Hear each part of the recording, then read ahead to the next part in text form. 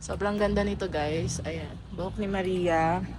Tinanggal ko yung ibang namatay. And ayan, binubuhay ko ulit siya. And guys, sobrang cute. Ayan o. Meron pa tayo dyan, yung mga maliliit. And then dito yung mga rosemary cuttings natin. Kailangan nila ng full sun. Sana tumubo kasi parang namamatay sila. But yan, mga croton. Meron tayong palm dito. Champagne palm. Lemongrass. Meron din kami ditong pa lights sa Christmas. And ito, champagne palm. Yan yung mga tanim din ni ate. Nabubuhay niya. So, sobrang saya lang dito, guys. Ayan, string of bananas na ito ang mga aming labada. Dito, meron din tayong propagation. Nandito si, poinsettia kasi parang namatay siya dun sa may doorway. So, tatry ko siyang buhayin dito sa labas. And ito yung ibang mga propagations na binubuhay namin. Na gusto ng everyday dinidiligan. Iba-iba kasi. Ito medyo nag-root na siya. Asiatica jade na white and pink yung leaves. Nag-red kasi yung buong mother plant niya. And ito, isa to sa mga nabili ko sa Shopee. Na sobrang saya ko about. More paso, pang hanging plants. So, mag-replant tayo. Tsaka malaki siya. So, ayan. Ayan ang aming bagong area. Oh, si Soju. Dito, nagpo-production pa rin sa paglaom and laundry. And also, dito rin lahat ng aming mga ibang sun-loving plants. Ayan, may tumutubo na. Yay! Ano yan? Mga seedlings. May seed yan ng basil, tsaka arugula. And as you can see sa baba, ang daming sayotes. Sayote pago. Ay, sayote pa more. So, yan. And dito yung ibang buhok ni Maria na hiniwalay namin sa mga dead ones. Tapos, yan, bagong growth. So, that's the herbs garden. And meron pang isang garden which is sa outside garden. Napagod na ako, guys. So, ngayon, ito naman ang outside garden namin dito sa first floor. Sobrang daming nagbago. So, from brown patch of land lang talaga. Sobrang daming pagbabago. So, mag-start tayo dito sa may pinaka main garden. Ayan. So guys, ito na yung garden natin. So happy with this. Daming changes. So ito na si cherry blossoms. Ang lago niya na calathea, pinuno ng calathea. Araucaria, bugambilya, andun. Tapos dito ko nilipat yung mga plants na dating nasa taas na ayaw ng direct sun. Kagaya nitong Black Magic from Nanay Techi, thank you. Itong mga alocasia, tsaka begonias, binaba ko lahat sila dito. Tapos, ito, lumaki na rin yung mga birds of paradise na binunot lang natin sa labas. Gusto ko siyang ipaso actually, guys. Kasi gusto ko ng malalaking leaves na halaman. Ayan o. And then, meron din akong binili sa Shopee ito. Waterproof siya, may solar, tapos iilaw siya pag gabi. Kagaya nito. Iilaw din to sa gabi. Pang garden things. And ayun, meron tayo doon parang green cross na begonia. Tapos nandyan yung ibang mga blackjack para looking out sa garage. Para maganda tingnan. May mga tea plant tayo, selum. Ayan, may iba akong tinanim dito. Kagaya nito, ang cute nito talaga. Yung parang pink. Tapos ayun, nandito lahat ng mga begonias ko, mga alocasia. Dami nila. Kasi hindi na ito masyado naaarawan sa side na to. So ang ginawa ko, yung ibang bugambilya, kinuha ko, nilipat ko sa balcony kasi doon maraming araw. Tapos dito ko nilagay yung mga ayaw ng direct sun. Ayan. So yan na sila. Meron din tayong tumutubo ditong Adansonii.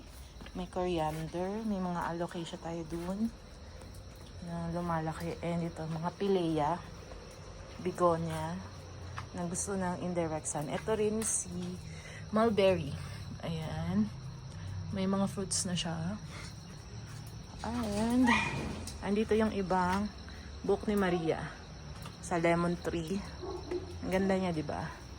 Tapos itong kadenang rosas. Ayan. So, ayan. May tumutubo din dito. May lumalago din dyan ng mga aroids. And dito, minagawin din ng mga bahay-bahay dyan. And dito yung mga begonia tinanim ko before, pati itong calathea. Gustong gusto nila dito kasi hindi maaraw. Indirect sun lang, ayan, laki na nila. So, nandito yung mga VIP plants na gusto kong nakikita everyday. Ito, bigay ni Ate Faye, Homalomina. Try ko siyang buhayin.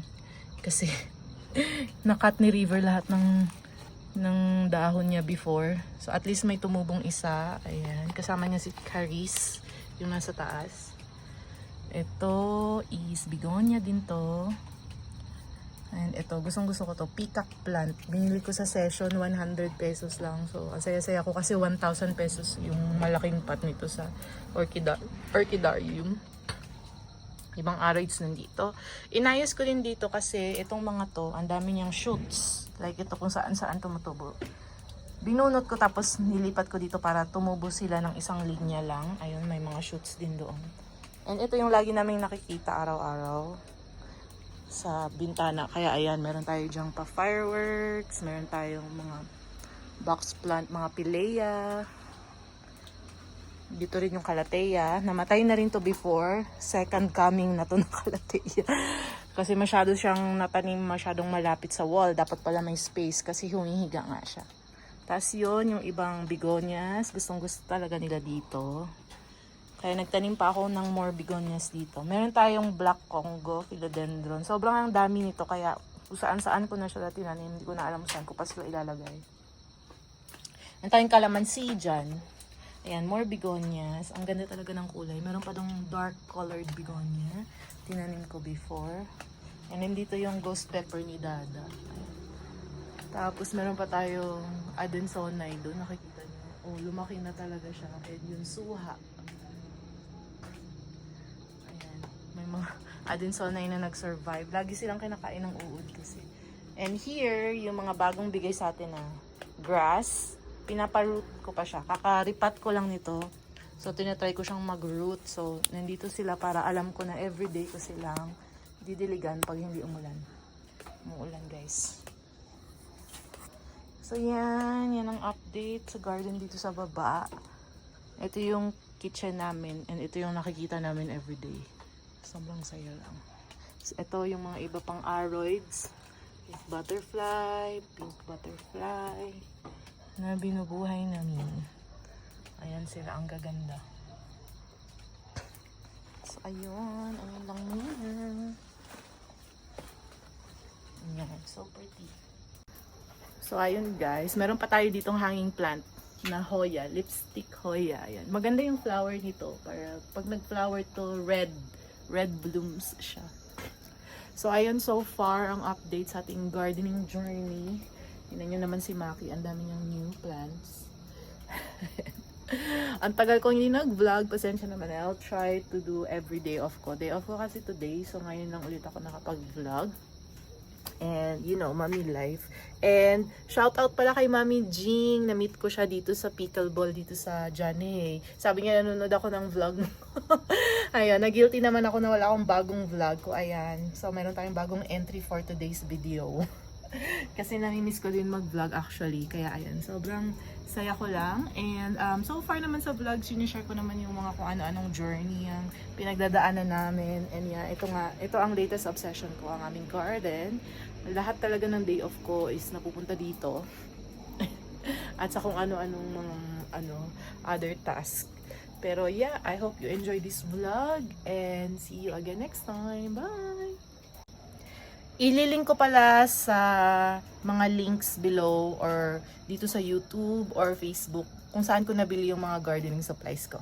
So, para makabili din kayo if you are into gardening as well. See you again next time. Bye!